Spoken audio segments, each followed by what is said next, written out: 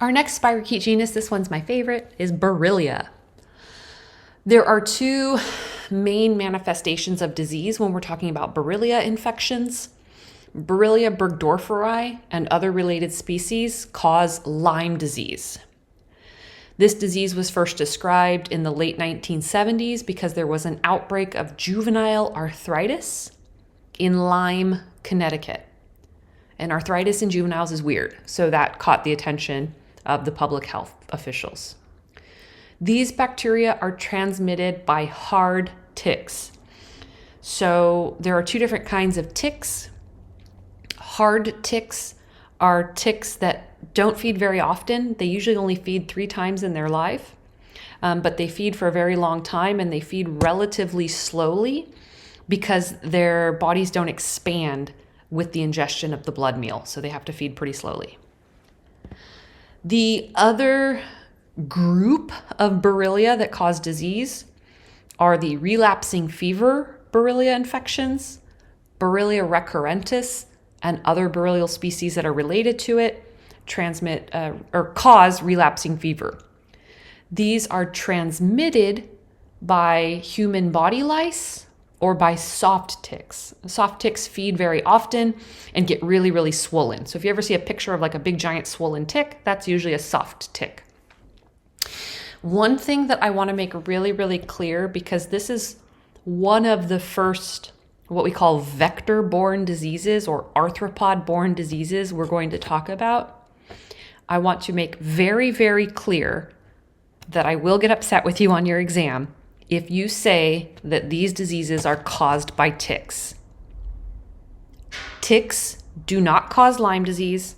Ticks do not cause relapsing fever. Ticks transmit the bacteria that cause the infection. The bacteria cause the infection. Ticks are just the vector. And we'll talk about a lot of diseases, especially in viruses, that are transmitted by mosquitoes. Mosquitoes don't cause the infection. Mosquitoes just transmit the infectious agent. So you need to be very clear in how you describe this concept. Ticks don't cause disease. Ticks transmit the disease. What you see here are some relapsing fever Borrelia and some red blood cells. These gram stain poorly, but they're a little bit thicker, so they can be visualized by light microscopy. That's what you see right here.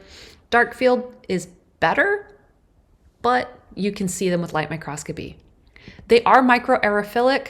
They have complex nutritional needs, but they can be grown in culture. I don't recommend it. It's horrible. I did it for my PhD. They have an 18-hour doubling time. They're super slow growing. One of the really cool things about Borrelia and some of the other spirochetes is they have these internal flagella. So the flagella are inside the periplasmic space. So that's how they can move, because they do have flagella. You just can't see them on the outside. Borrelial species have very complex gene regulation. They turn on some genes when they're inside the tick or louse. They turn on other genes when they're inside the mammal or bird. The genome sequences are known. In fact, Borrelia burgdorferi was the 3rd genome sequenced. And when you look at their genome, they don't have a lot of virulence factors. So again, just like with treponema, are we looking at the bacterium is causing the symptoms of the disease, or is the immune response to the bacterium? So especially with Lyme disease, you'll hear people talk about chronic Lyme disease. And when you talk to Lyme disease researchers, they'll get all heated about it. But as a medical professional, when you're talking about chronic Lyme disease, are you talking about a persistent infection, or are you talking about now an overactive immune response, even though the bacteria are gone? And that's still a debate within the field. But patients do experience symptoms years and decades after the initial infection. With relapsing fever, one of the major things we see is antigenic variation. They can shift the antigens on the surface of the cell. They don't have any toxins. They're very sensitive to antibodies. But because they have that antigenic variation, every time, basically, if you think about how antibodies work, right? Antibodies will work especially because they'll bind the surface antigens of the bacterium. Well, if the bacterium is always changing the surface antigens, you're always going to have new antibodies. So it's really difficult to diagnose via serology because what antibodies are you going to look at? So serology is a poor diagnostic choice for relapsing fever. We do use serology for Lyme disease. And the reason I'm talking about both of these infections is because we have both of them in the United States. Borrelia burgdorferi is the really common Lyme disease bacterium that we have in the US. It is transmitted by hard ticks belonging to the genus Ixodes. The adult female looks like this. The adult male looks like this. The nymph and the larva. So basically what happens with a tick life cycle, the egg hatches into a larva. The larva will take a blood meal and molt into a nymph. The nymph will take a blood meal, molt into the adult. The adult will take a blood meal. The female will lay eggs, and then she'll die over the course of 2 years. So you can see the size relative to the size of a US dime. And what they have down here, the adult ticks are approximately the size of a sesame seed. And the nymphs are approximately the size of a poppy seed. We don't worry about the larvae because the larvae, they acquire the infection the first time they have a blood meal. So larvae, if they bite you, they don't have the infection. A nymph could, and so could an adult. And you're looking for something on your body the size of a poppy seed or a sesame seed. So you can see that that makes it challenging. There are 2 species of Ixodes ticks in the US, Ixodes pacificus, which is on the west coast, and Ixodes scapularis on the east. And white-footed mice and white-tailed deer are the major reservoirs. So in 2019, there were approximately 35,000 cases that were diagnosed and confirmed. That makes Lyme disease the 6th most common reportable infectious disease in the US. And it is the most common disease in the US that is transmitted by an arthropod, so by a tick or mosquito or whatever. Because of the underreporting of Lyme disease and the lack of recognition of symptoms, it is estimated that every year, nearly 500,000 people are getting infected. So it's a pretty common infection. In California, it's not as common, but if you do find yourself working in the upper Midwest, like Minnesota, Wisconsin, or the Northeast, you're going to see a lot of Lyme disease. So this was an epidemic of arthritis in children in eastern Connecticut. 39 children and 12 adults developed an illness characterized by recurrent attacks of swelling and pain in a few large joints, like knees. Most attacks were for a week or less. Some lasted for months. 25% of patients remembered they had a red skin lesion for 4 weeks, or that appeared 4 weeks before the onset of the arthritis. This was the first report of Lyme disease, named after the town in Connecticut where it was first recognized. We now know that the lesion, which is called an erythema migrans or migrans, or sometimes called a bullseye-shaped rash, is the characteristic presentation of early Lyme disease. A few years after this report, the Borrelia responsible for Lyme disease, Borrelia burgdorferi, was isolated. So the clinical definition of Lyme disease, you have either of the following. So you have the rash, the erythema migrans, at least one late manifestation, musculoskeletal, nervous system, or cardiovascular involvement, and laboratory confirmation of infection. In the US, we most commonly see arthritis as the manifestation of late disease. In other countries, like in Europe, you see nervous or cardiovascular system involvement. The laboratory criteria for diagnosis, isolation of the bacterium, or diagnostic levels of immunoglobulin to the spirochetes, or a significant increase in antibody titer between acute and convalescent serum samples. So basically, like when the patient is first infected, they should have low levels of antibodies. As they're starting to get better, they would have higher levels of antibodies. This is what the bullseye-shaped rash looks like. This would be where the tick bites, and these are the spirochetes migrating through the skin. 70 to 80% of patients will develop this rash at the site of the bite. So for those 20 to 30% that don't, they may not know that they have Lyme disease, or if the tick bit you on the top of your head or maybe on your butt or somewhere you don't look at, it's going to be hard to figure out what you've got. Disseminated disease is characterized by multiple rashes and arthritis. You see this, this is the arthritis in a single knee. The other knee is totally fine. You can have neurological and cardiac complications. So a lot of people, when they talk about chronic Lyme, will talk about brain fog, and that could be some of the neurologic symptoms. Borrelia recurrentis and related species cause relapsing fever.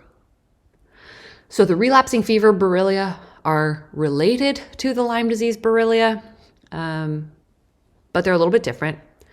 Borrelia recurrentis is the type species for relapsing fever. It is specifically transmitted by human body lice. We don't have a lot of human body lice in the US, so we don't tend to see a lot of relapsing fever transmitted by body lice.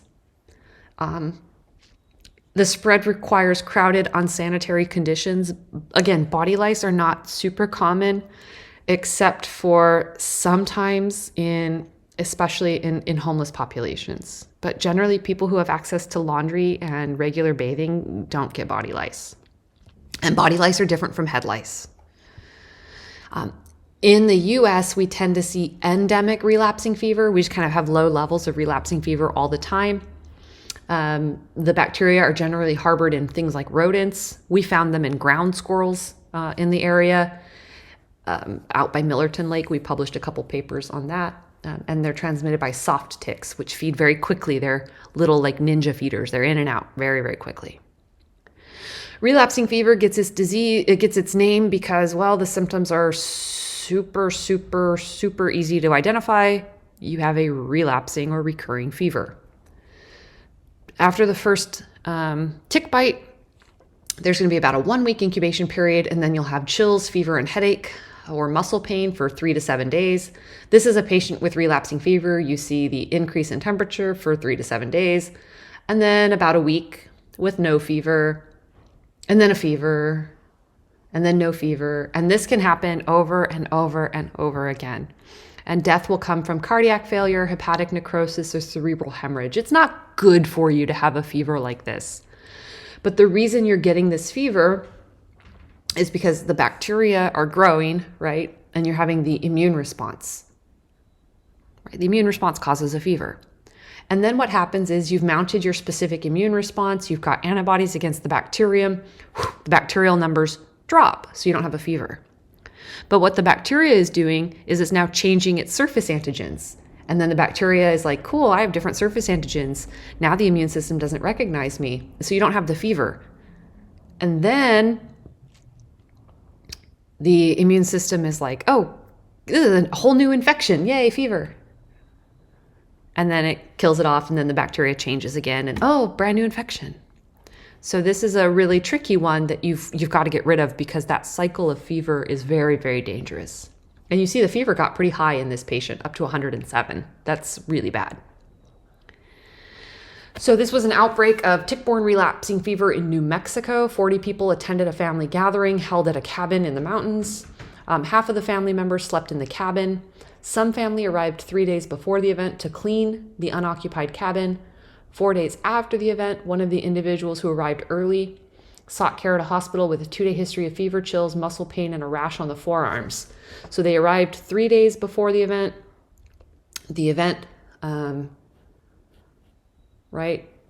was like one night, and then 4 days after the event, so 7-8 days, the patient showed up at the hospital with a 2-day history. So this patient developed symptoms within 5 to 6 days of probably the tick bite. Spirochetes were observed on a blood smear. As many as 14 individuals who attended the family gathering developed symptoms consistent with relapsing fever and had either positive serology or spirochetes observed in the blood. The majority had a history of fever, headache, joint pain, and muscle pain.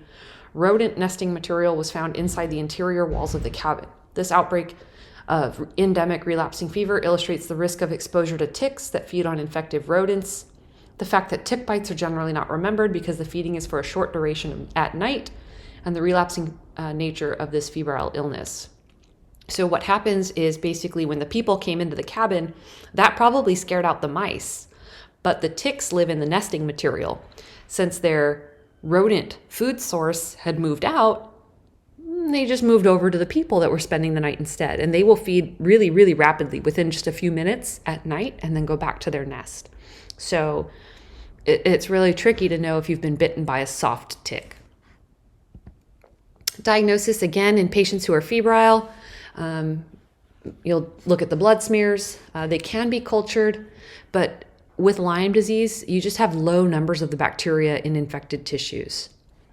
Nucleic acids, so PCR for the bacterium, or serology are best for Lyme disease, especially in a later stage of infection when the antibodies have actually developed. Antibiotic therapy actually works really well. As of right now, your best prevention is to avoid ticks. There used to be a vaccine. It was actually relatively effective, but patients claimed that they developed arthritis from taking the vaccine, so the vaccine was pulled from the market in 2002. There is currently research into designing new vaccines. With serology, just like with the treponema, you can have some cross-reactivity to test for Lyme disease. So treponema pallidum and other oral spirochetes could cause a false positive. Other borrelial species, patients who have autoimmune conditions or mono or even bacterial endocarditis. So it can be a little bit tricky to diagnose, but diagnostics are getting better and better all the time. That's why you'd want to have a combination of perhaps known history of tick bite, presence of a rash, plus positive serology.